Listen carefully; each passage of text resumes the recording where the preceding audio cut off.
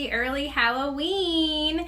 This is me and Miss B hanging out. We are just a couple of witches here to celebrate Halloween with you. Say hi, everyone. Hopefully everyone has some great plans for Halloween and that you did some fun things this past weekend. Hopefully everyone is going to have a good Halloween and that you've got some big things planned. So I thought it would be a great opportunity to read this new release that came out over the summer. So it's called Polly and Buster, The Wayward Witch and the Feelings Monster. What I really love about this is that this is about a little girl who's experiencing a lot of self-confidence issues. She's experiencing a lot of inadequacy feelings because everyone is better than her and she's feeling like she's not up to par.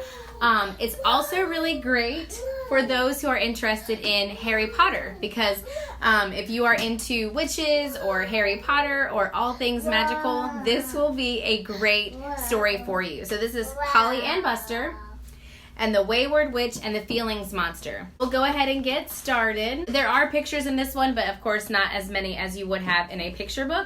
But there are, this is for ages 7 to 10. So chapter 1. Polly Proggett is terrible at spells, which is rather unfortunate when you're a witch. Today, Polly's teacher is teaching the class how to make a potion to remove warts. Wart removal is supposed to be one of the easiest spells in the book. This time, I'm going to make sure nothing goes wrong, thinks Polly. Polly lines up the dusty jars of ingredients and marks them off in her book. All I have to do is carefully follow the instructions in the spell book, just like Miss Spinnaker tells us to. Miss Spinnaker is Polly's favorite teacher. She has curly red hair, which she knots into a messy bun at the top of her head, and she jangles with silver jewelry when she walks. Instead of the plain black school cape most of the academy teachers wear, Miss Spinnaker wears a velvet cape embroidered with colorful threads and studded with little octagonal mirrors. I hope you're loving this, what do you call it, down in the chorus over here. The mirrors catch the sunlight as it slants through the high windows and send little dancing lights across the room. Polly thinks Miss Spinnaker is glorious. Miss Spinnaker has put Polly in a group with Rosemary and Valentine, who are very good at spells. Polly knows that Miss Spinnaker hopes some of their cleverness might rub off on her. Polly secretly hopes this might happen too. And this reminds me of those things where you really want to surround yourself with good people and those who you think are going to make you a better person. It's not that Polly isn't clever, as Miss Spinnaker always reassures her. It's just that things get muddled in Polly's head when she's given long and complicated instructions. Is it 3 drops of toad juice next? Polly often wonders when she's in the middle of a spell. Or a pinch of dried snake blood. And then it even shows you a little picture. And sometimes when Polly looks at the yellowed pages of her leather-bound spellbook, the letters seem to dance across the page. A letter B might look suddenly like a P. A W might transform into an M. Polly decides to be extra careful today. She watches Rosemary neatly tip 3 tablespoons of milkwood sap into her cauldron. The potion bubbles up and a perfect puff of smoke floats towards the ceiling. Miss Spinnaker is walking around the classroom handing out toads for everyone to practice on. Come along now, Polly, she says as she approaches their table. Have you started yet? Miss Spinnaker plops down 3 warty toads on the table. Polly, Rosemary, and Valentine quickly clap their hands over them before they leap away. Polly shudders when she feels the bumpy, clammy skin. Rosemary picks up a pipette, dips it into her bubbling potion, and squeezes the rubber bulb to fill up the glass tube. Then she squirts a drop of the potion onto one of her toad's biggest warts.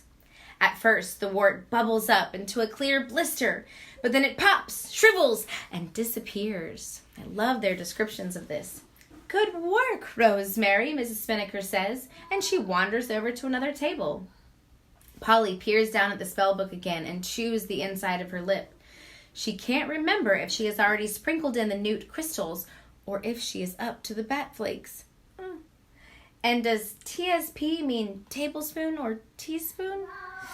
Polly is too embarrassed to ask Valentine. Valentine is kind and sort of friendly, but Polly knows she will roll her eyes if she has to explain the recipe again. So Polly tosses in a handful of newt crystals just in case. She figures it's better to have too much than not enough. Her potion bubbles up furiously, and Polly decides this means it's ready to use. She squeezes up a big blob of liquid into her pipette and squirts it onto her toad. Oh, look, Polly says it's working.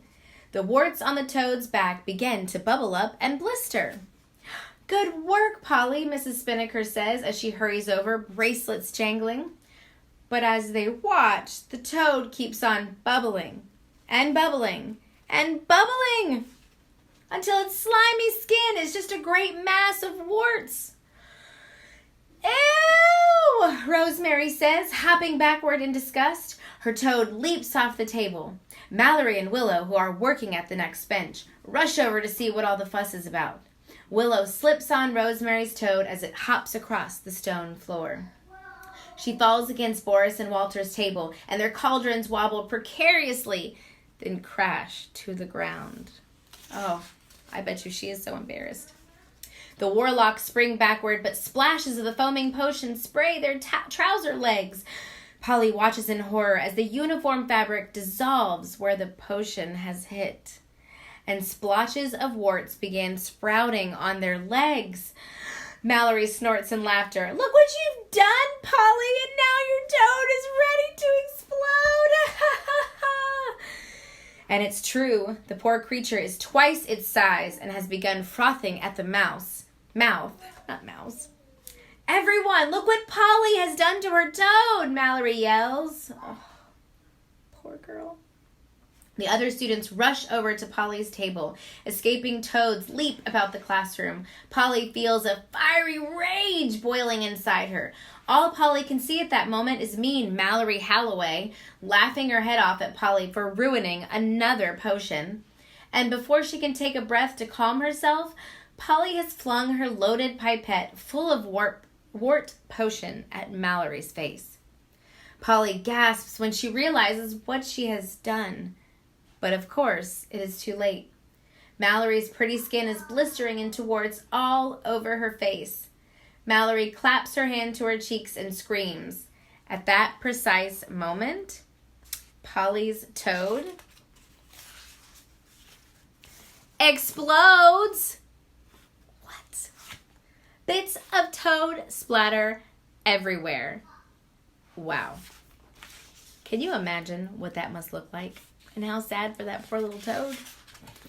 Enough, roars Miss Spinnaker, sweeping a spell across the room to freeze everyone in their places.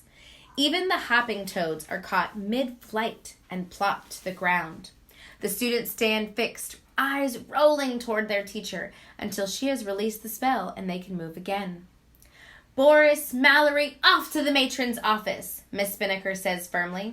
She will fix you up. Walter, you too if your legs have been affected. The rest of you go back to your desks, quick smart, and continue on with your potions. I don't want to hear another peep out of a single witch or warlock for the rest of the lesson. Is that clear? I feel like I should go, ma-ha-ha. Yes, Miss Spinnaker, the students mumble as they shuffle back to their desks, still giggling and picking bits of toads off their uniform. Gross.